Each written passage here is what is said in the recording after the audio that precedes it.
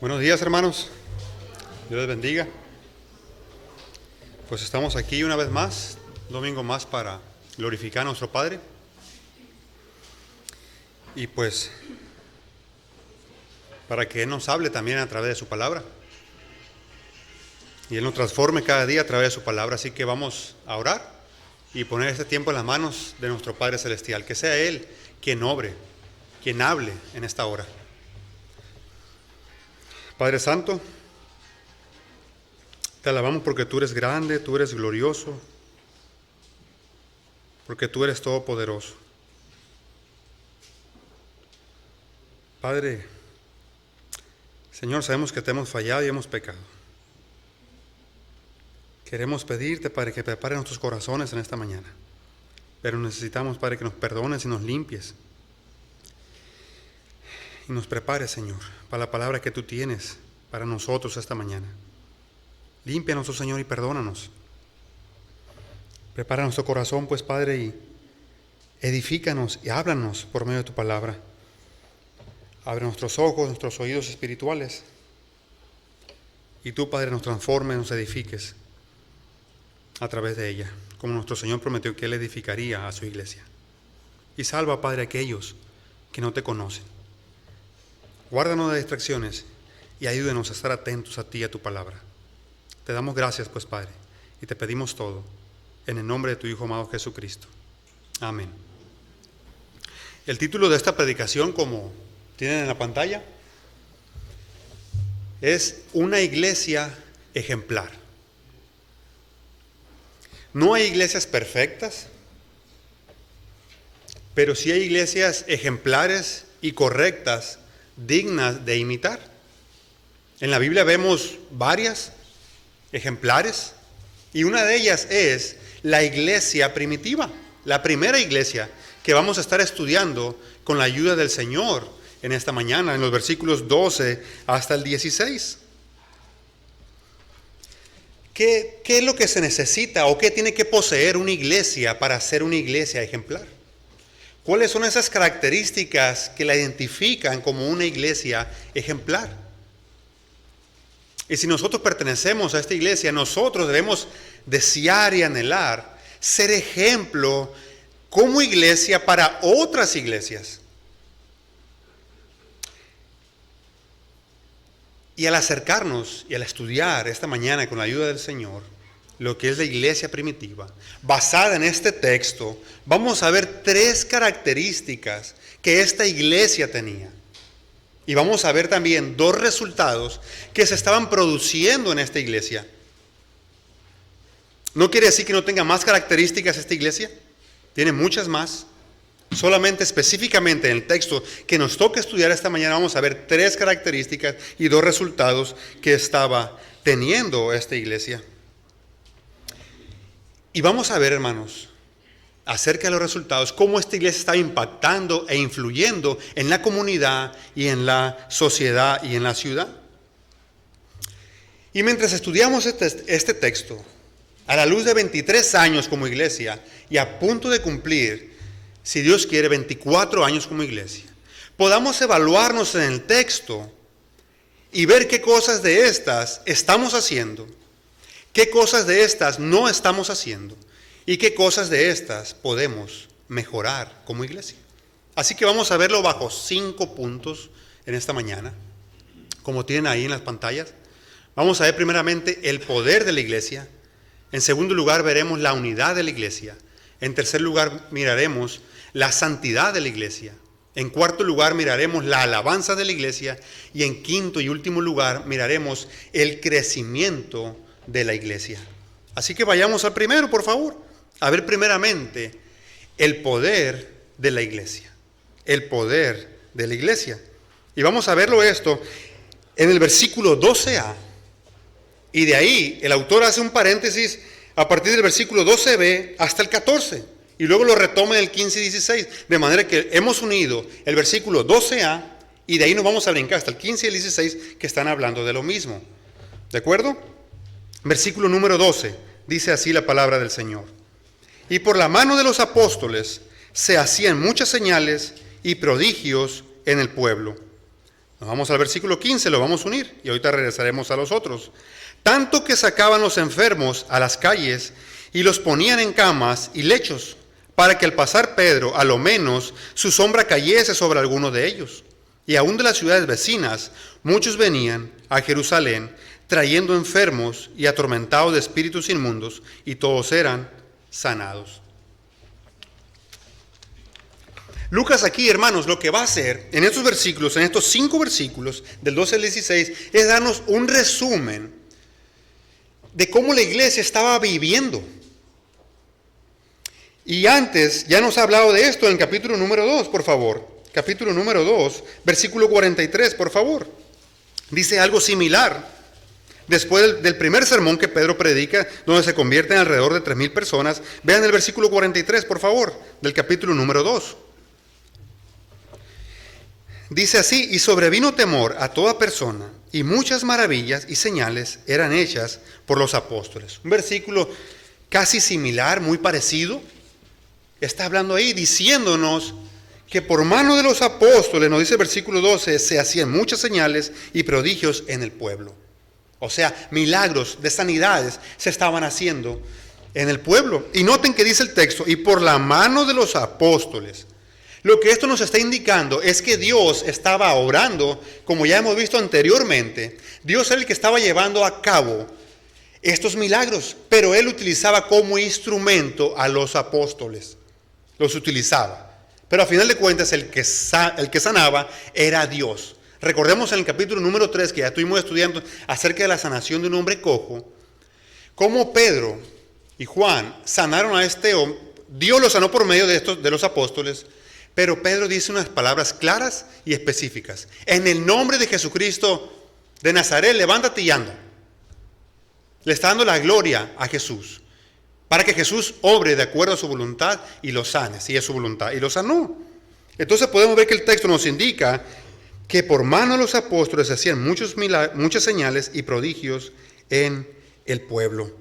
Es Dios el que lo estaba haciendo. Y al mismo tiempo, hermanos, esta es una respuesta de Dios a la oración que ellos habían hecho en el capítulo número 4, versículo 30. Vayamos por favor ahí, que ya estuvimos estudiando hace 15 días. Versículo 30, el capítulo 4, por favor. Dice así, ellos están orando, recuerden, hermanos, y dicen ellos, le dicen a Dios: mientras extiendes tu mano para que se hagan sanidades y señales y prodigios mediante el nombre de tu santo Hijo Jesús. Están orando y están pidiendo al Padre que se hagan sanidades y señales, prodigios, milagros. Y Dios está contestando que sí. Y se estaban haciendo estos milagros. Muchísimos milagros se estaban haciendo. Nos dice el versículo 15 ahora. Tanto nos dice que sacaban los enfermos a las calles y los ponían en camas y lechos o catres, para que al pasar Pedro, a lo menos su sombra cayese sobre alguno de ellos. La gente, quizás era mucha la gente, y no podían llegar con el enfermo a donde estaba Pedro y los apóstoles, porque recordemos que no es solamente Dios que está utilizando solamente a Pedro, sino que nos dice el texto, por mano de los apóstoles. No solamente es Pedro, son todos los demás también que está Dios obrando por medio de ellos. Entonces, como la gente no podía llegar hasta donde estaban, muy posiblemente los apóstoles, entonces la gente, ¿qué era lo que hacía en este tiempo?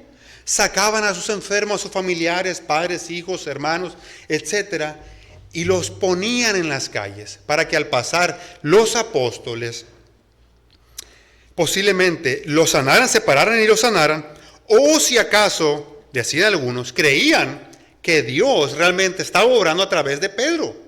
Ellos creían realmente, aquellas gentes que creían en esta sanación. ¿Y qué pasaba? Dice, para que al pasar Pedro, a lo menos su sombra cayese sobre alguno de ellos. Ellos pensaban, tanto poder que Dios estaba derramando por medio de Pedro, que si pasaba Pedro, por ejemplo, y llegaba a darle la sombra de Pedro a alguien, esta persona iba a quedar sanada. Aunque la Biblia no nos dice que la sombra de Pedro sanaba.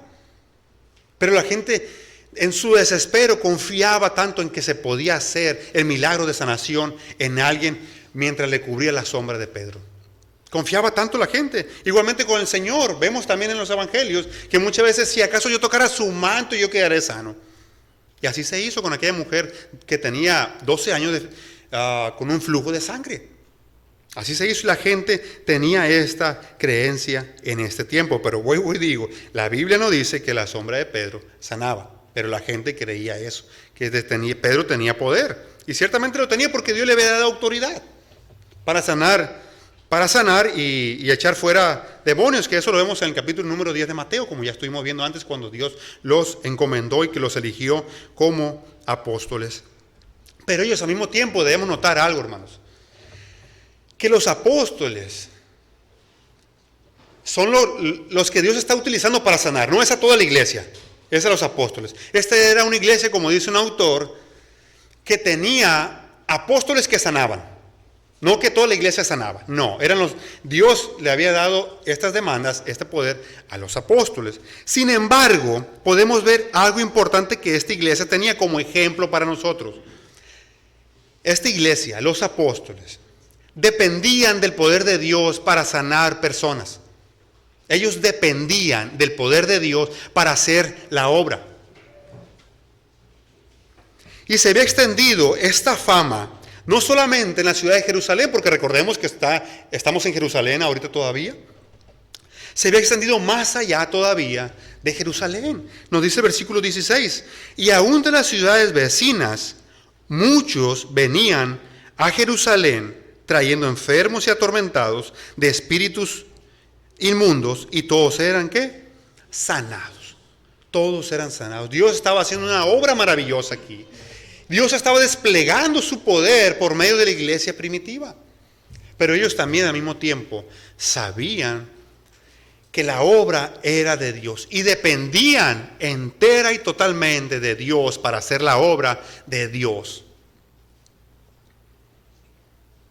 Y recordemos, hermanos,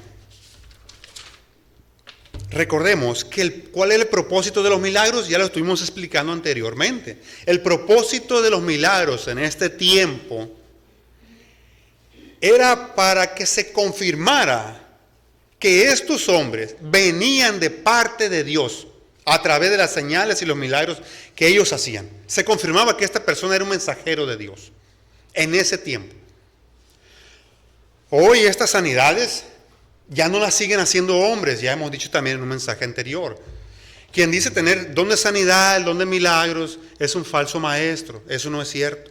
Porque el propósito de los milagros ya está cumplido.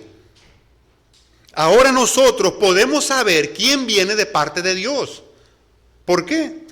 Porque en aquel tiempo la Biblia no estaba completada. Hoy en día la Biblia está completada y nosotros podemos saber si esta persona o este hombre que dice hablar o habla en nombre de Dios, podemos saber si viene en nombre de Dios al comparar lo que él está diciendo con lo que dice la Biblia.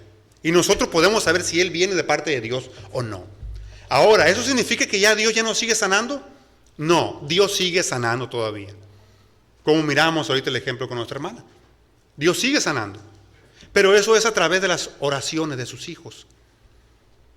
Dios ya no va a hacer milagros como estos a través de hombres, porque el propósito de estos milagros ya se cumplió. Y si alguien dice que tiene estos dones, es un falso maestro. Hay muchos engañadores tristemente en el día de hoy. Muchos engañadores y engañan a la gente, porque nosotros somos curiosos y muchas veces tenemos la necesidad de una enfermedad y queremos ser sanos. Y está bien querer ser sanados de nuestras enfermedades. Seamos creyentes en el Señor o no seamos creyentes, tenemos esa necesidad. Pero tenemos aún una necesidad mucho mayor. Aquel que no conoce al Señor tiene una necesidad mayor. Y su mayor necesidad es que Dios lo sane de su pecado. Es que Dios lo salve. El mayor milagro que Dios puede hacer en la vida de alguien no es sanarlo de su enfermedad. El mayor milagro que Dios puede hacer en la vida de alguien es esa persona que antes aborrecía y odiaba a Dios, ahora ama y desea y busca a Dios. Y Dios lo salva. Ese es el mayor milagro que Dios puede hacer en una persona. Sí, es correcto, debemos orar por las sanidades de las personas. No estoy diciendo que no debemos orar por las sanidades de las personas también. Pero principalmente debemos orar para que Dios salve a las personas que no le conocen. Porque al final de cuentas, ¿de qué sirve que Dios me sane de mi enfermedad si voy a ir al infierno? ¿No es mejor que Dios no me sane de mi enfermedad, pero sí que me salve y yo vaya al cielo? Eso es mucho mejor. Y ese es el mayor milagro que Dios puede hacer en una persona. Ahora, hermanos, entonces, esta iglesia, la iglesia primitiva, estaba dependiendo enteramente del poder de Dios para llevar a cabo la misión que Dios les había encomendado. Les dijo el Señor en Hechos 1:8, que ya creo que ya no lo sabemos de memoria la mayoría. No se vayan de Jerusalén, sino esperen la promesa del Padre. Ellos pudieron ser tentados a ir y proclamar las buenas nuevas, y estaba bien.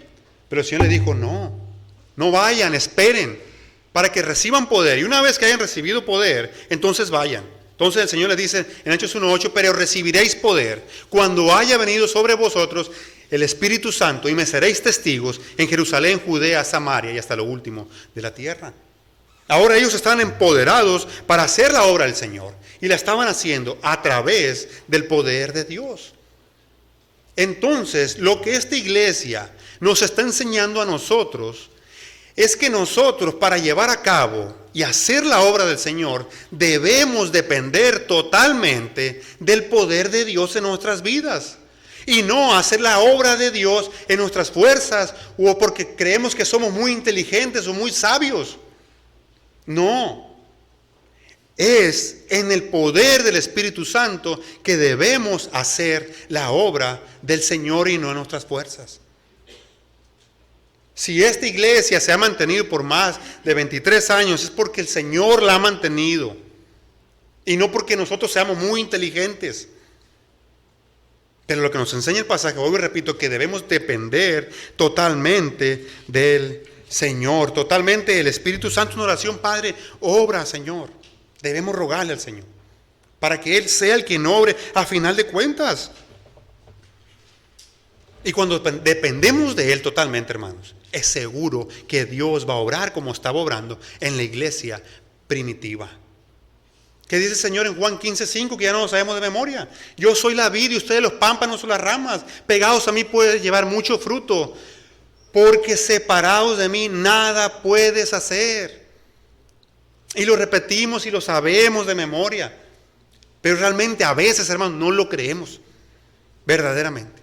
Y queremos hacer las cosas a nuestra manera. Queremos hacer las cosas a nuestra manera. Bienaventurados los pobres en espíritu, porque de ellos es el reino de los cielos. Fue la primera bienaventuranza que proclamó el Señor en Mateo capítulo 5, versículo 3. Bienaventurados los pobres en espíritu. Ser pobre en espíritu, hermanos, significa que estamos en bancarrota, en pobreza espiritual. Ser pobre en espíritu significa que reconocemos que no podemos hacer nada sin Dios. Pero al mismo tiempo, no solamente reconocer, sino que un pobre en espíritu reconoce y depende de Dios para hacer la obra de Dios. Eso significa ser pobre en espíritu. Nosotros debemos ser como esos niños, o como los niños, que van a donde está su papá o su mamá para hacer algo, porque ellos saben y reconocen que no van a poder hacerlo si su papá no les ayuda. Así debemos ser nosotros. Reconocer que sin Dios no podemos hacer nada. Así debemos ser. Vean lo que le dijo el Señor Jesucristo a la iglesia orgullosa de la Odisea en Apocalipsis capítulo 3, versículo 17, por favor. Esta era una iglesia que estaba en orgullo y pensaba que no necesitaba nada. Vean lo que le dice el Señor en Apocalipsis capítulo 3, versículo 17.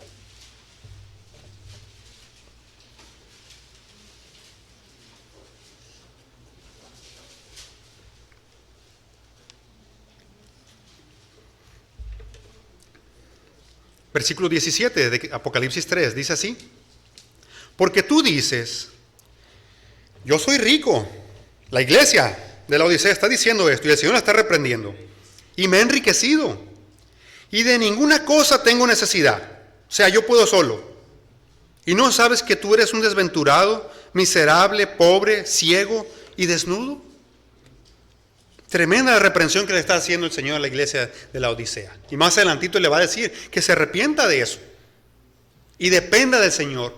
Nosotros como iglesia, y toda iglesia debe ser una iglesia dependiente, pero dependiente de Dios, dependiente del poder del Espíritu Santo, y no hacer las cosas en nuestras propias fuerzas. De manera pues que la iglesia primitiva, esto es, en este versículo, en estos versículos que hemos visto, 12a, 15 y 16, nos enseña como una iglesia ejemplar a depender de Dios para llevar a cabo la obra del Señor. Y la pregunta sería para nosotros, ¿estamos haciendo la obra de Dios en el poder de Dios o en nuestras fuerzas? Dependemos de Él, le pedimos, Padre, ayúdanos. Si tú no obras, no podremos. Si tú no obras, Padre, estamos perdidos, en vano será esto. Debemos de pedirle al Señor y depender totalmente de Él, para que Él se lleve a final de cuentas, que es para lo que vivimos, para la gloria del Señor, para que Él se lleve la gloria y no nosotros.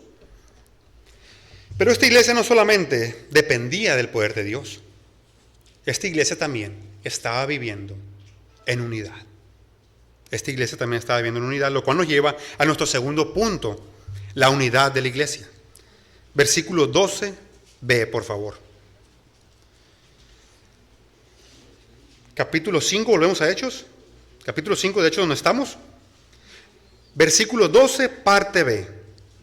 Dice así: y estaban todos unánimes en el pórtico de Salomón.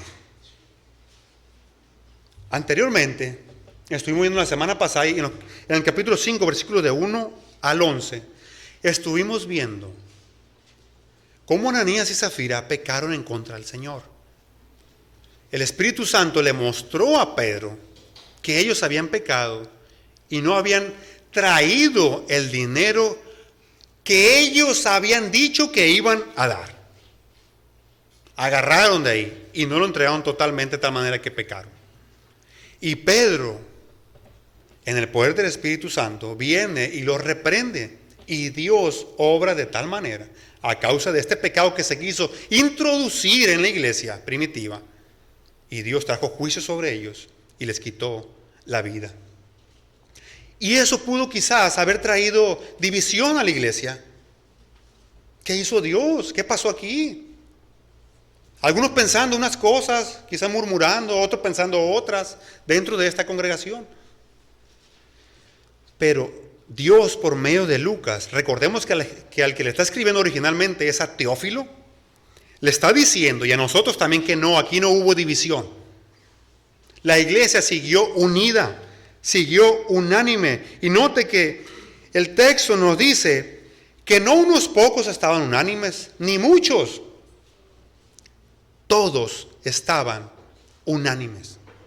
Todos estaban unánimes. Y esta es la quinta vez que Dios, por medio de Lucas, nos dice o nos escribe esta palabra, unánimes. Vamos ahí, por favor, al capítulo número 1. Capítulo 1, versículo 14, por favor. Ahí mismo en Hechos, capítulo 1, versículo 14 dice: todos estos perseveraban unánimes en oración y ruego con las mujeres y con María, la madre de Jesús, y con sus hermanos. Capítulo 2, versículo 1.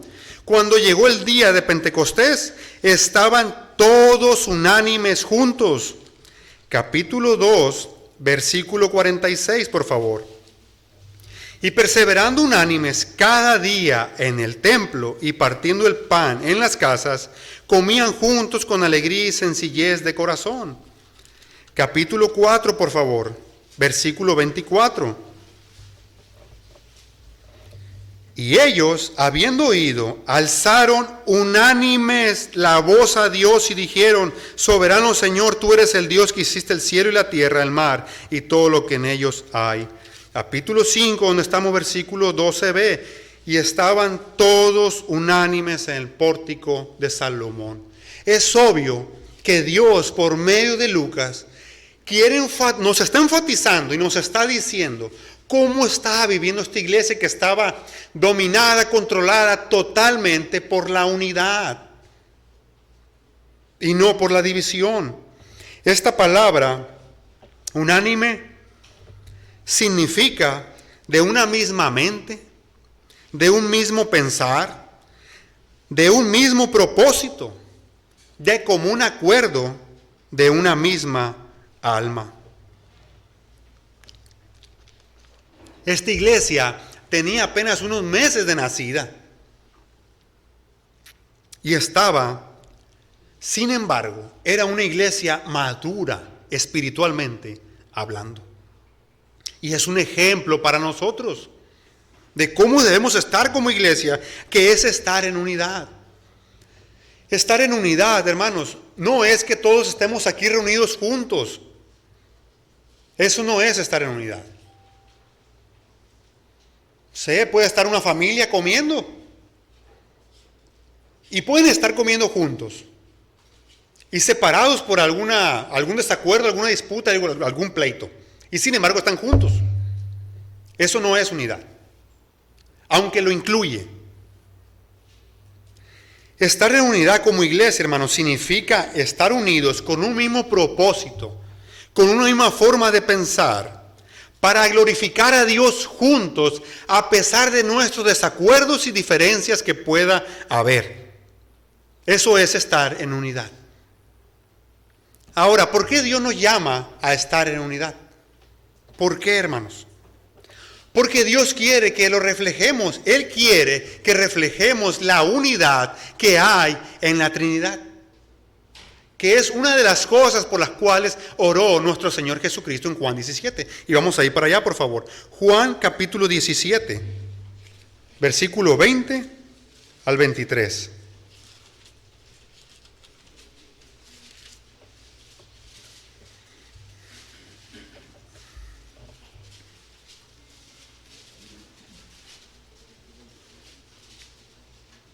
Juan 17, versículo 20 al 23, por favor.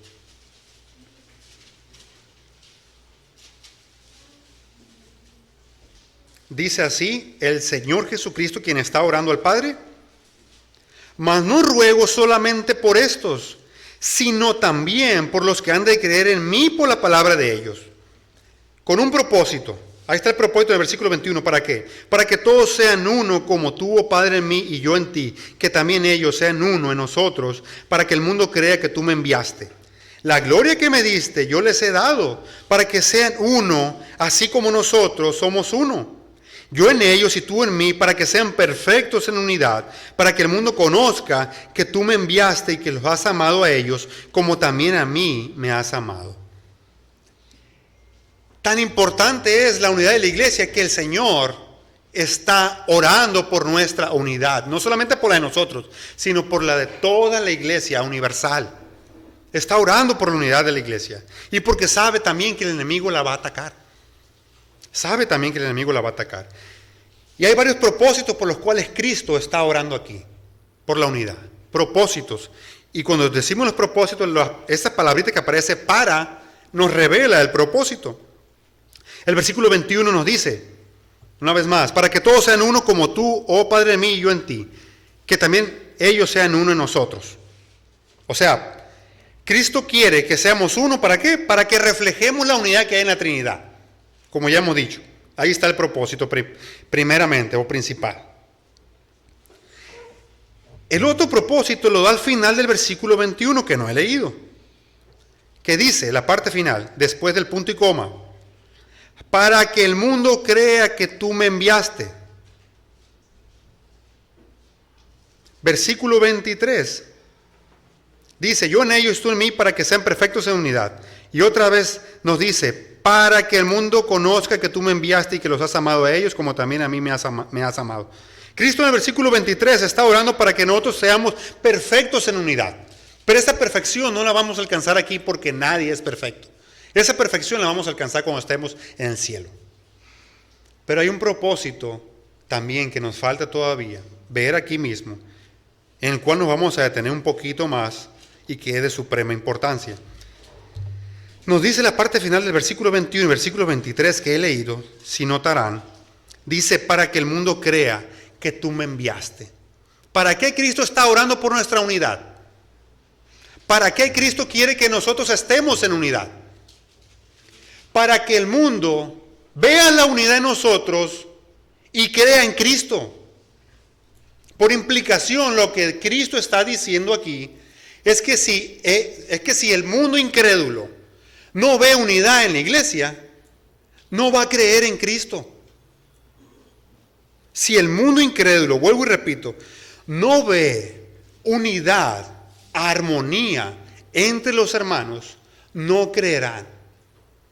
Será un testimonio totalmente ineficaz para alcanzar al mundo incrédulo.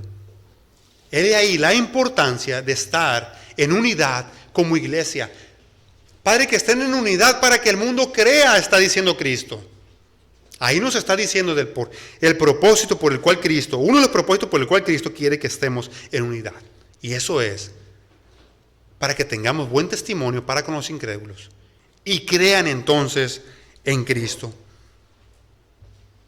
Cuando la iglesia está viviendo en unidad, es un poderoso testimonio para que los demás vengan a creer en Cristo.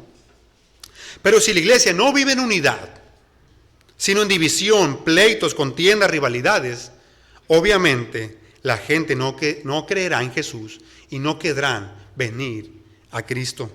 Cuán importante es vivir en unidad. Dice un autor lo siguiente: la unidad de la iglesia en amor es usada por Dios para producir deseo en los incrédulos por experimentar ese mismo amor. Por otra parte, cuando hay divisiones carnales, peleas, murmuraciones y riñas en la iglesia, los incrédulos se alejan. Y termina diciendo él: ¿por qué querrían ser parte de un grupo tan hipócrita que está en contradicción con sí misma? La eficacia del evangelismo en la iglesia sufre el efecto devastador de las disensiones y disputas entre sus miembros. Debemos orar por la unidad de la iglesia, así como lo hizo Jesús.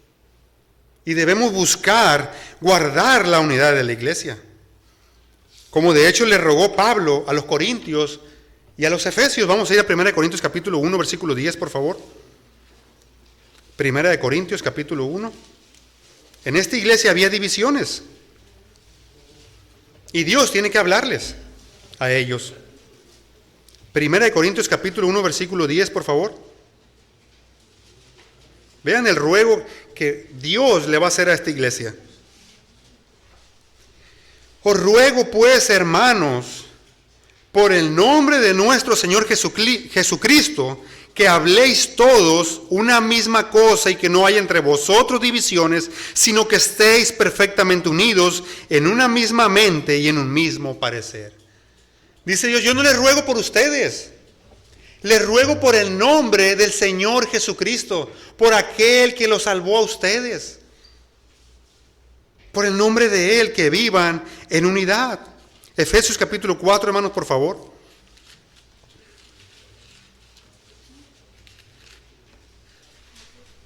Efesios 4, vamos a leer los versículos del 1 al 3, por favor.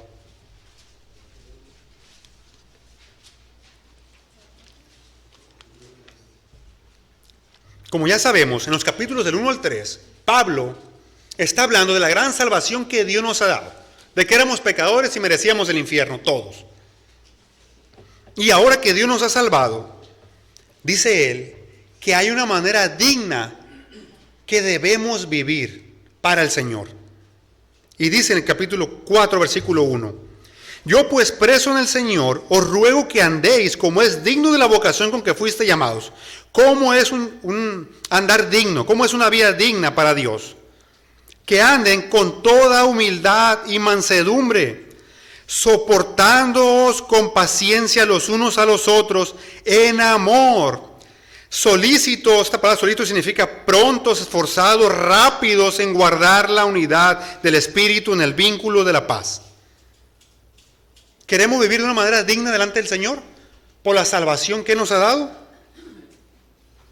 ¿Cómo debe ser la relación de aquellos hombres que Dios ha salvado y que dicen creer que merecían el infierno y que ahora Dios ha derramado de su gracia y ahora Dios les ha dado un lugar privilegiado, ¿cómo debe ser la relación de estas personas? ¿Viviendo cómo? En humildad, mansedumbre, soportándonos con paciencia los unos a los otros en amor, prontos en guardar la unidad de la iglesia. Ese es un vivir digno delante del Señor. Eso es lo que quiere el Señor, que guardemos la unidad, que andemos con humildad, con mansedumbre, soportándonos, no pensando tanto en nosotros mismos, como decía nuestro hermano Ramón en la mañana, sino pensando en la gloria del Señor y por lo que Él hizo por nosotros. ¿Quiénes somos ahora en Cristo? Sabiendo que merecíamos lo peor que es el infierno. Ahora, ¿cómo debemos vivir entonces? Pero muchas veces la unidad es difícil. Cuando estamos viviendo, no dependientes del poder de Dios, no dependientes del Espíritu Santo, sino que estamos viviendo en la carne. Porque somos egoístas, estamos centrados en nosotros mismos. Y yo quiero que se haga de esta manera y de aquella otra manera. O este hermano muy difícil de soportar. Pero no podrás soportar a ese hermano, si no te mantienes viviendo dependiente del Espíritu Santo y nutriéndote de las Escrituras cada día. Salmo 133, versículo 1 dice: mirad cuán bueno y cuán delicioso es habitar los hermanos juntos en armonía. Y la parte final del versículo 3 del Salmo 133 nos dice: porque allí envía Jehová bendición y vida eterna. Dios va a enviar bendición donde hay unidad. Él no va a bendecir una iglesia dividida. Él va a bendecir una iglesia que está en unidad. Imagínense, un padre de familia, o aquellos somos padres de familia o madres, juntando a nuestros hijos, vamos a suponer que ya, y esta ilustración la van a entender perfectamente más los que están mayorcitos aquí, que tienen a todos sus hijos reunidos en casa que ya están casados y vienen a casa para comer juntos. ¿Cómo te sientes, padre de familia? ¿Cómo nos sentiríamos si vemos a nuestros hijos en disputas, en pleitos? ¿Cómo nos sentiríamos como padres? Entristecidos y afligidos. Pero ¿cómo nos sentiríamos si ellos, a pesar de sus diferencias, se mantienen juntos en unidad? Gozosos y felices. Nosotros, cuando estamos unidos, independientemente de nuestras preferencias, alegramos el corazón de Dios. Pero cuando nos mantenemos divididos, deshonramos al Señor. Deshonramos al Señor. ¿Estamos en un mismo sentir y propósito como iglesia?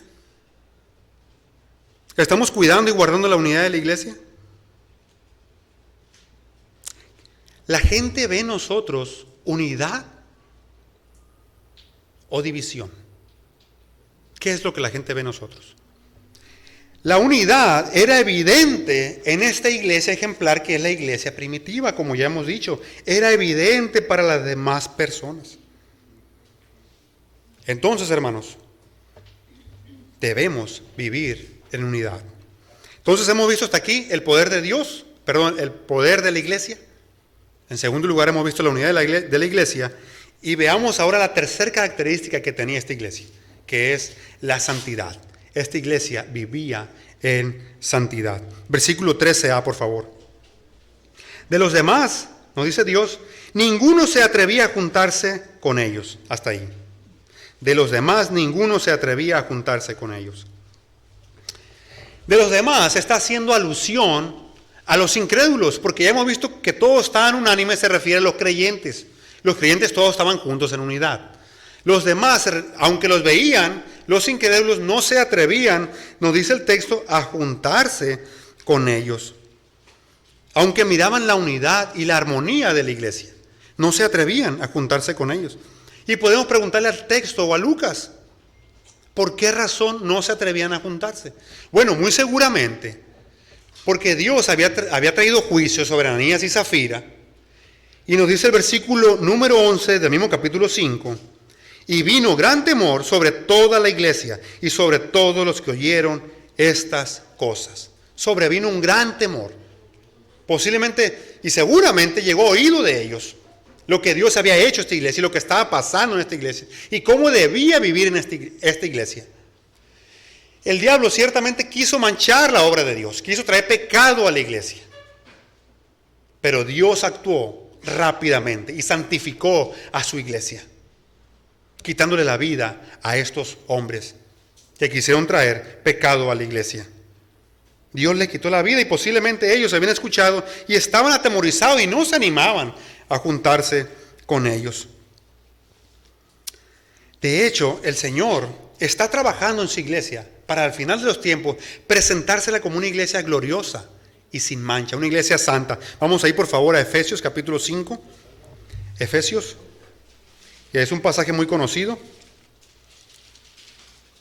Efesios 5, versículo 25 al 27. Dios es el que está obrando en su iglesia. Y Él es el que la está santificando también. Capítulo 5 de Efesios, versículo 25 al 27, hermanos, por favor. Aquí está el mandamiento para los maridos. Dice así: maridos, amad a vuestras mujeres, así como Cristo amó a la iglesia y se entregó a sí mismo por ella. ¿Para qué? ¿Para qué propósito? Para santificarla, habiéndola purificado en el lavamiento del agua por la palabra, a fin de presentársela a sí mismo una iglesia gloriosa que no tuviese mancha ni arruga ni cosa semejante, sino que fuese santa y sin mancha. Dios está trabajando en la iglesia y Él estaba trabajando ahí.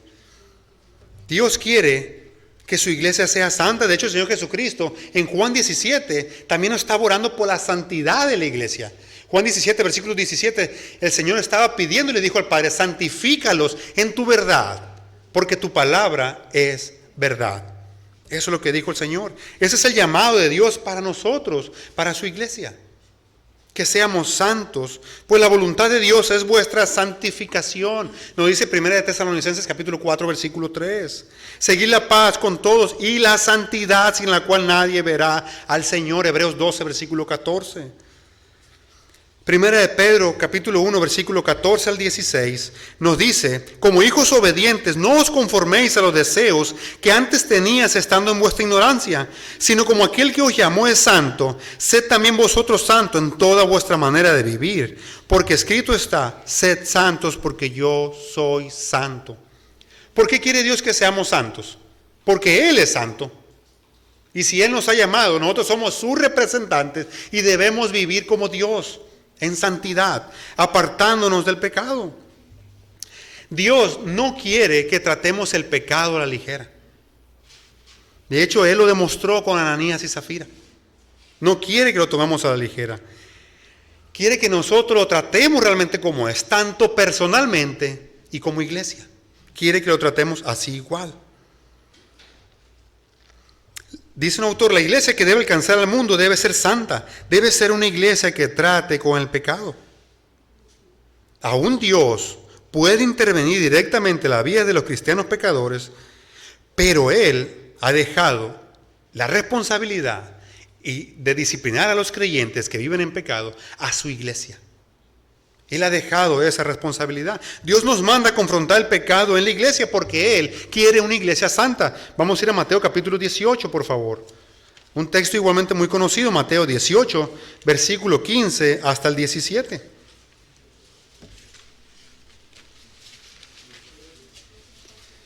Mateo 18, versículo 15 al 17, por favor.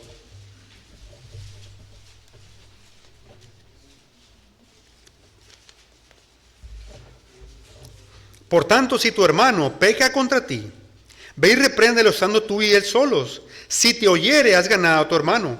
Mas si no te oyere, toma aún contigo a uno o dos, para que en boca de 2 o 3 testigos conste toda palabra. Si no los oyere a ellos, dilo a la iglesia. Y si no oyere a la iglesia, tenle por gentil y publicano. O sea, expúlsalo, excomúlgalo de la iglesia, si no se quiere arrepentir. Si una iglesia no corrige el pecado, está en desobediencia a Dios. Dios quiere que corrijamos el pecado dentro de la iglesia. Y Y aquí no estoy hablando, no voy a hablar de las formas de cómo debemos corregirlo, aunque debe ser en amor. Estamos hablando de lo que la iglesia debe hacer, que es santificarse. Cada uno personalmente, pero corregir el pecado también en los hermanos. Eso es lo que quiere el Señor de nuestras vidas. Quiere que vivamos en santidad. Y esta iglesia estaba viviendo en santidad, la iglesia primitiva. Por eso es una iglesia ejemplar para nosotros de cómo estaba tratando con el pecado. Sí, Dios trajo juicio, pero vemos que Pedro actuó y confrontó a Ananías y a Zafira por su pecado. De manera que cuando la gente ve la manera en cómo se vive en la iglesia, que no es un lugar cualquiera aquí para venir y vivir como tú quieras, cuando se dan cuenta que se va a tratar con el pecado, aquí nos dice el texto que lo que la gente va a hacer es que se van a alejar. No van, pero sin embargo los verdaderos creyentes, aquellos que realmente quieran honrar a Dios, esos van a permanecer en la iglesia porque quieren tratar con su pecado también. Pero cuando los incrédulos ven este tipo de cosas, cómo se vive en la iglesia, seguramente se van a alejar. Por eso dice el texto, de los demás, ninguno se atrevía a juntarse con ellos. Se van a alejar. Y esto viene siendo como una protección para la iglesia, y al mismo tiempo esto, la manera en cómo vive la iglesia en santidad, va a purificar a la iglesia misma. Porque se van a alejar aquellos que no son creyentes. Son los que se van a alejar. Entonces, hermanos, hemos visto estas tres características ejemplares que tenía la iglesia primitiva, basándonos en este texto. Ahora vamos a ver entonces dos resultados que se estaban produciendo, o dos resultados que Dios les estaba dando a ellos, porque al final de cuentas los resultados, hermanos, dependen totalmente de Dios. Entonces ya hemos visto el poder de la iglesia, la unidad de la iglesia, y hemos visto la santidad de la iglesia. Veamos en cuarto lugar entonces la alabanza de la iglesia. Versículo 13b, por favor. Mas el pueblo los alababa grandemente. Noten que el texto no dice que entre ellos mismos o ellos mismos estaban alabando como iglesia. No. Dios por medio de Lucas nos informa que el pueblo, o sea, aquellos que no eran creyentes, los alababa grandemente. Noten que no los alababa poquito. Grandemente los alababa. A los creyentes, a esta iglesia primitiva, los estaban alabando grandemente. En Hechos capítulo 2, ya antes habíamos visto, en Hechos capítulo 2, cómo esta iglesia, en el versículo 47, nos dice que esta iglesia estaba alabando a Dios, pero al mismo tiempo teniendo favor con todo el pueblo. Esta iglesia tenía favor con todo el pueblo. Y ahora Lucas nos dice, nos informa que el pueblo los alababa grandemente. ¿Y por qué los alababa grandemente?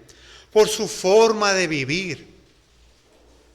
Que con su testimonio, lo que ellos decían lo cumplían. Veían una iglesia en unidad, en armonía, en amor, viviendo en santidad, en humildad posiblemente también. ¿Y qué es lo que pasaba? Que el pueblo los alababa grandemente. Que podemos aprender aquí, hermanos, también, es que cada iglesia no debe alabarse a sí misma. No debe alabarse a sí misma. Tampoco debemos andar buscando el favor del pueblo. Pero cuando vivimos como Dios quiere, como iglesia, se va a producir posiblemente este resultado. Que la iglesia va a ser alabada por el pueblo. Otra traducción dice que lo tenían en gran estima. Lo respetaban a ellos. Y muchas veces, tristemente, las iglesias pueden estarse alabando a sí mismas. Tenemos un gran local, vivimos una vida santa, estudiamos la Biblia, estudiamos teología y estamos haciendo las cosas como Dios quiere. Pero ¿qué dice Dios? No, así no. Proverbios 27, 2, escuche bien lo que dice. Alábete el extraño y no tu propia boca, el ajeno y no los labios tuyos. Cualquiera que se enaltece será humillado y el que se humilla será enaltecido. Vean lo que nos dice Pablo en 2 Corintios capítulo 10, versículo 18, por favor. 2 Corintios 10, 18.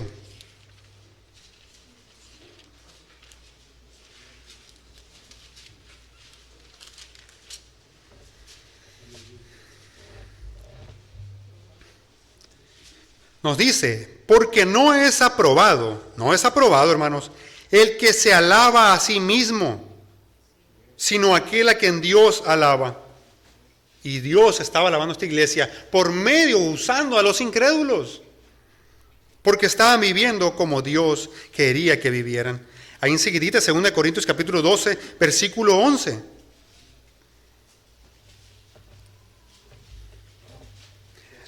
Segunda de Corintios 12, versículo 11, por favor. Vean lo que dice Pablo. Me he hecho un necio al gloriarme. O sea, al gloriarse él mismo, se está haciendo un necio, nos dice aquí Pablo. Aunque el pueblo estaba alabando a la iglesia, era Dios quien estaba siendo glorificado. Mateo capítulo 5, versículo 16, hablando de que Dios nos dice que nosotros somos la luz del mundo, nos dice versículo 16, así alumbre vuestra luz delante de los hombres, ¿para qué? Para que vean vuestras buenas obras y glorifiquen a vuestro Padre que está en los cielos.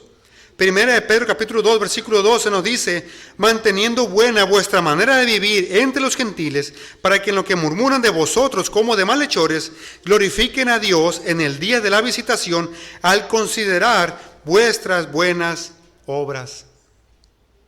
Imaginémonos, hermanos, como padres, ¿cómo nos sentimos cuando hablan bien de nuestros hijos? Nos sentimos gozosos, felices, ¿verdad? Imagínense cómo se sentía Dios con esta iglesia ejemplar, que es la iglesia primitiva. Se sentía gozoso el Señor.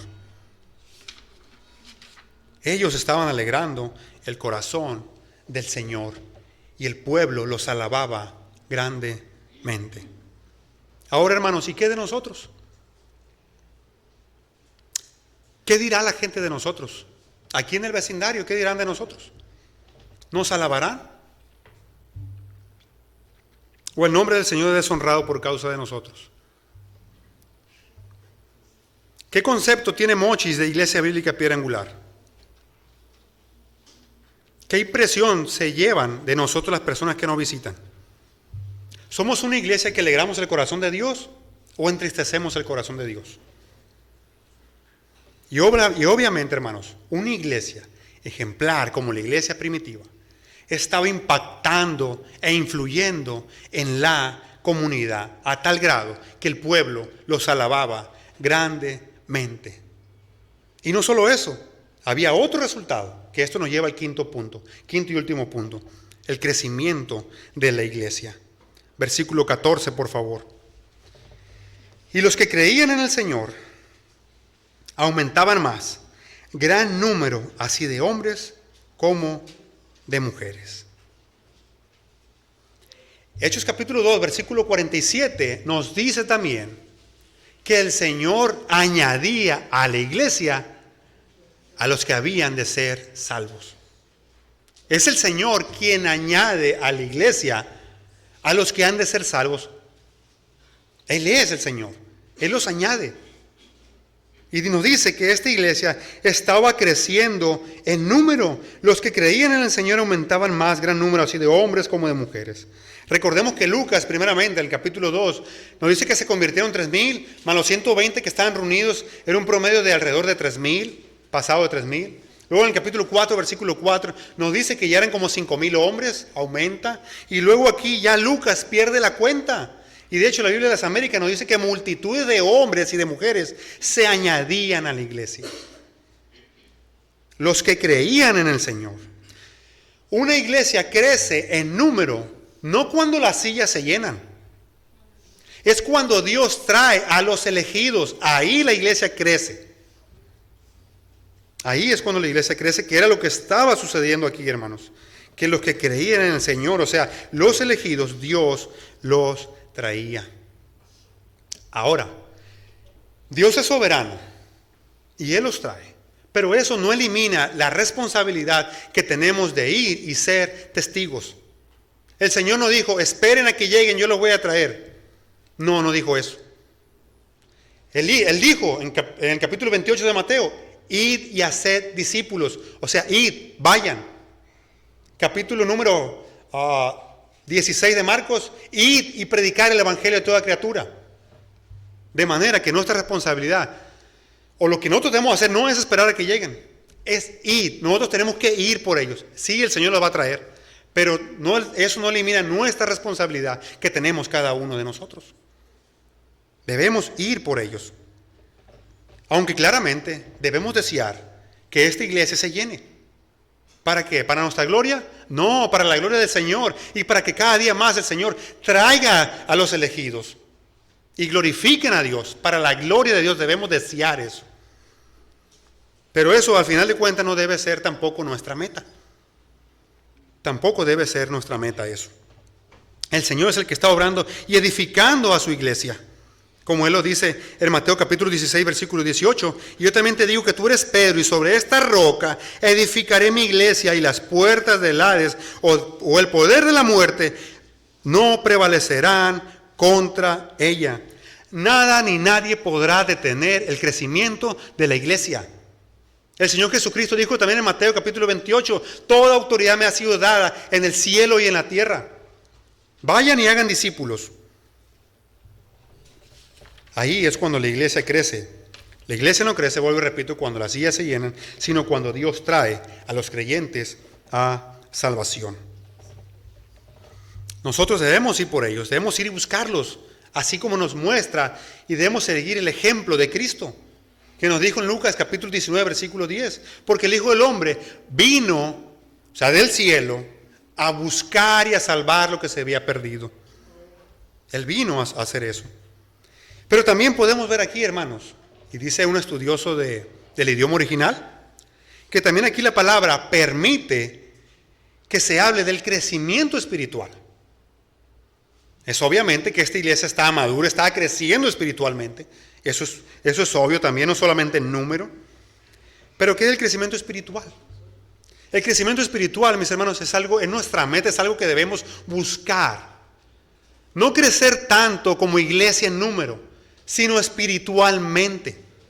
Debemos desear crecer espiritualmente. Escuche lo que dice 1 de Pedro capítulo 2, versículo 2.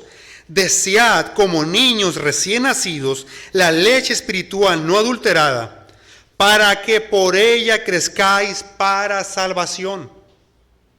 Nadie va a crecer espiritualmente separado de la palabra del Señor. Sin ir a la palabra, sin tener comunión con Dios, nadie va a crecer. Ni tampoco separado de la comunión con los hermanos. Pero a final de cuentas, hermanos, a final de cuentas, Dios es el que da el crecimiento, como lo dice 1 Corintios capítulo 3, versículos 6 y 7. Y dice, yo planté, está diciendo Pablo, Apolo regó, pero el crecimiento lo ha dado Dios. Así que ni el que plante es algo ni el que riega, sino Dios que da el crecimiento. El crecimiento a final de cuentas depende de Dios. Pero debemos desear cada uno de nosotros, cada día, aumentar nuestra comunión con el Señor. Que de hecho eso es para lo que nos salvó el Señor. Para conformarnos a la imagen de Cristo. Crecer espiritualmente no es tener mucho conocimiento, aunque lo incluye. Crecer espiritualmente es parecernos cada día más al Señor Jesucristo y vivir como Él vivió, obediente a la palabra del Señor y hacer la voluntad del Señor y no la propia. Eso es crecer espiritualmente. Personalmente y como iglesia debemos desear crecer espiritualmente. En conclusión, hermanos, en conclusión entonces, después de evaluarnos a la luz de esta iglesia ejemplar, ¿cómo quedamos? ¿Qué tanto nos parecemos a esta iglesia? ¿Deseamos parecernos a la iglesia primitiva? ¿Vivir dependientes del poder de Dios? ¿Vivir en unidad como ellos? ¿Vivir en santidad como ellos? Debemos desear eso. Y debemos desear ser ejemplo para otras iglesias también. Pero no podremos hacerlo si no nos humillamos y reconocemos que no podemos solos y necesitamos depender del poder del Señor para que Él obre de acuerdo a su voluntad. Y podamos impactar como la iglesia primitiva lo estaba haciendo. Podamos impactar a esta comunidad, a esta ciudad también, como lo estaba haciendo la iglesia primitiva. ¿Estamos siendo de influencia a la comunidad y a los demás por nuestra forma de vivir? ¿Qué tanto nos parecemos a la iglesia primitiva? Es necesario, hermanos, que vivamos como la iglesia primitiva, siguiendo su ejemplo, para poder ser eficaces en la encomienda que nuestro bendito Señor nos ha dejado. Así que pidámosle al Señor, pidámosle, Padre, ayúdanos, Señor. Necesitamos pedirle a Él para que nos ayude a cumplir con la misión que nos ha encargado. Y finalmente, si tú no has creído en el Señor todavía, si no has entregado tu vida al Señor, necesitas arrepentirte de tus pecados, necesitas dejar tus pecados, abandonar tus pecados y creer solamente en Cristo para la salvación de tu alma. No es creer en la Virgen María, no es creer en alguien más que solamente en Cristo. Él es el camino, la verdad y la vida. Y nadie va al Padre sino a través de Cristo. Tú necesitas creer y entregar tu vida solamente a Él. Tú necesitas creer que Cristo murió por ti en la cruz del Calvario. Así que ese es el llamado para ti, que no conoces al Señor todavía, que no eres parte de esta congregación. Entrega tu vida al Señor y Él obrará de acuerdo a su voluntad. Hermanos, pidámosle al Señor que nos ayude a vivir como una iglesia ejemplar. Vamos a orar. Padre Santo, te alabamos por tu grandeza, Padre, por tu bondad y tu misericordia. Gracias, Padre, esta mañana por tu palabra. Perdónanos, Señor, cuando te hemos fallado. Aviva nuestros corazones, oh Señor. Ayúdanos con tu Espíritu Santo e inclínanos a vivir como tú quieres que vivamos, para que tu nombre sea glorificado y tú seas exaltado, oh Señor. Ayúdanos a ser un faro de gracia que ilumine a esta comunidad, Señor. Te necesitamos, Padre bendito. Obras en nosotros, Padre. En el nombre de Jesús te lo pedimos. Amén.